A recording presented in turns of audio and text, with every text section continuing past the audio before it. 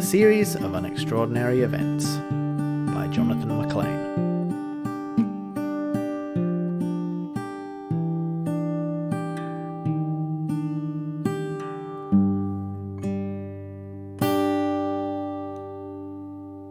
Chapter 4, Part 1, The Lidl Fruit Thief. Last week, on my day off, I headed to Lidl for some supplies. It was 8:20 a.m. by the time I was at the checkout, quite perturbed by the amount this shopping, or messages as my grandmother would have called them, were going to cost. As it turned out though, the quantity of pounds leaving my wallet was soon to be the least of my worries. Though to fully explain the disgrace of what I then saw, we must first explain the tradition of the free fruit. Every morning, the staff at Lidl set out a few trays of fruit and vegetables that are slightly past their prime ripeness for the punters to take. These are placed just to the left of the self-checkouts. Over the years, I've taken a few specimens from these trays myself. In most cases, the items I've taken from the free fruit trays are actually just things I forgot to buy during the regular shop, thus making them extremely useful. Back then to the scene at Lidl at 8:20 a.m. last Tuesday. As I was paying for this shopping, I detected some suspicious movements originating from somewhere behind me. I turned around, only to witness a woman wearing jean shorts and a hoodie making a getaway with a trolley into which she had piled all 4 trays of free fruit. I stood there in stunned silence. There was only the fruit in the trolley. She hadn't even bought anything else. This woman apparently had one objective, and one objective alone: load all the free fruit and hightail it to the exit, keeping the bounty for herself. How could one individual be so selfish as to take the sum total of all the free fruit for herself? I noticed that the woman then said something to the self-checkout assistant. It appeared that they knew each other to some extent. I didn't hear what they said, but it looked like it was a good-natured banter of some kind. I thought. Looks like she has an accomplice on the inside. It will not surprise you to learn that this is not the first time I have witnessed such felonious activity in this very supermarket. But, you say, what this woman took was free. How can you call it stealing in this case? Well, to explain exactly why this woman was doing wrong, we must travel back in time some years, to look at another case study which will examine the attempted meat heist of 2024.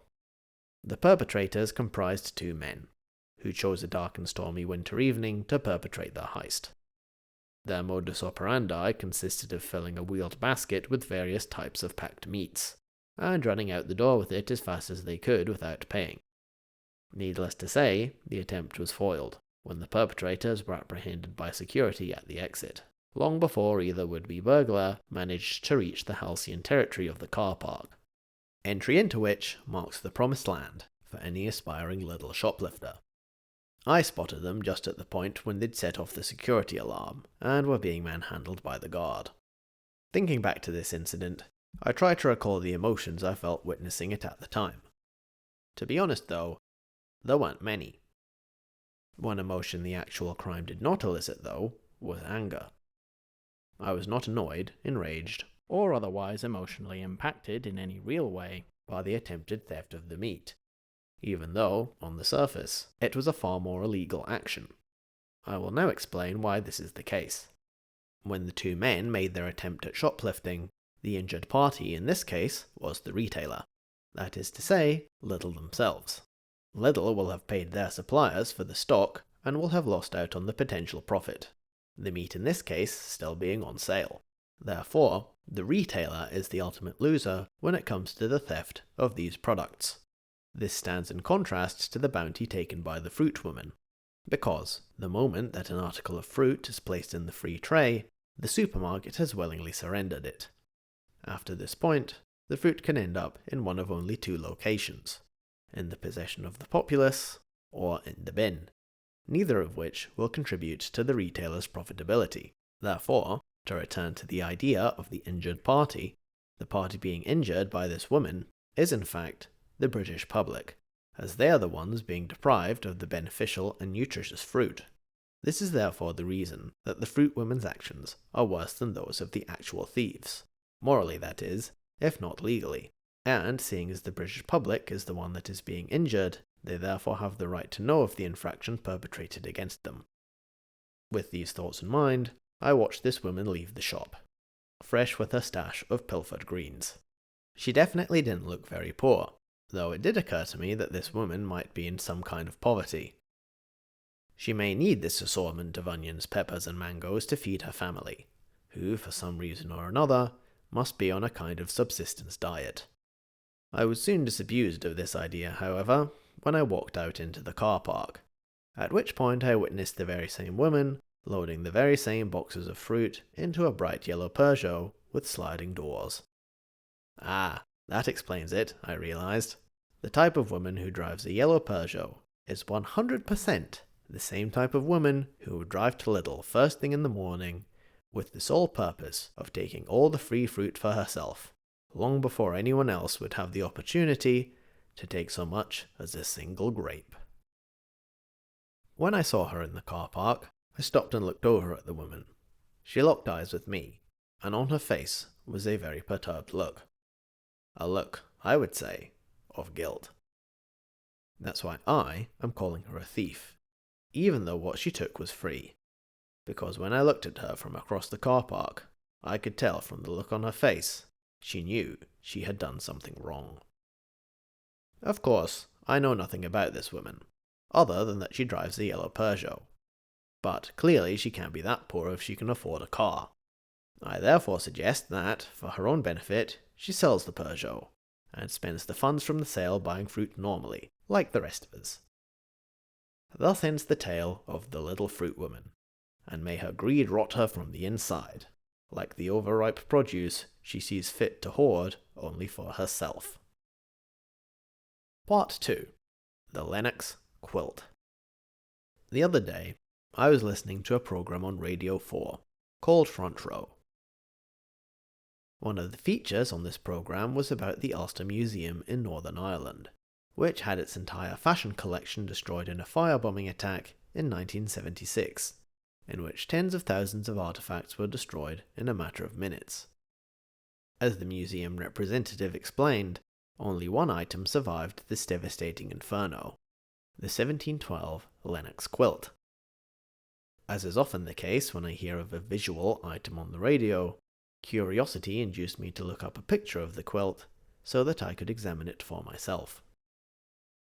Looking at a picture of the cream-coloured quilt, embroidered as it was with flowers and leaves of varying hues, I wondered, how many people have actually heard of the 1712 Lennox Quilt? Probably not many. Not outside Northern Ireland, anyway. In fact, the more I thought about the quilt in question, the more it appeared to be the sort of thing people would be forced to study at university. The subject of an essay question at the culmination of a course on early 19th century textiles culture, or some such thing. In fact, I can imagine myself faced with such a question, putting the essay off with a growing sense of anxiety, which would grow much like the foliage on the quilt, before finally making a start the night before it was due.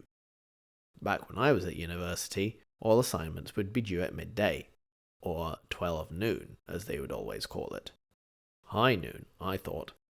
The setting of a duel between me and the quilt, one for which I would be almost totally unprepared. By the time I would start on the imaginary essay about the Lennox Quilt, it would already be far too late. The scene is developed with an image of the protagonist looking at a blank page on Microsoft Word, totally and utterly at a loss for anything remotely insightful or useful to say about the Lennox Quilt whatsoever. He looks to the secondary literature for inspiration, though these long-winded, verbose academic articles only seem to pose more questions than answers.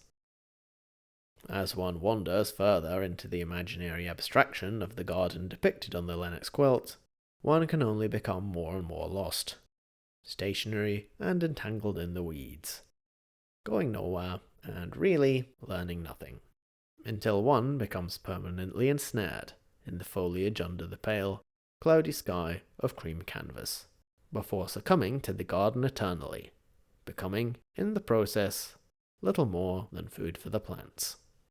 In this short life, there are many and multifarious reasons to feel aggrieved. From petty annoyances and bitter humiliations, to systematic malaise and injustice on a grand scale.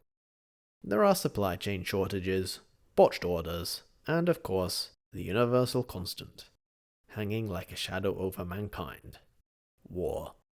But, on the other hand, there are an equal number of things to be grateful for, and that I have never had to face a university essay question on the Lennox Quilt is something for which I will be eternally grateful.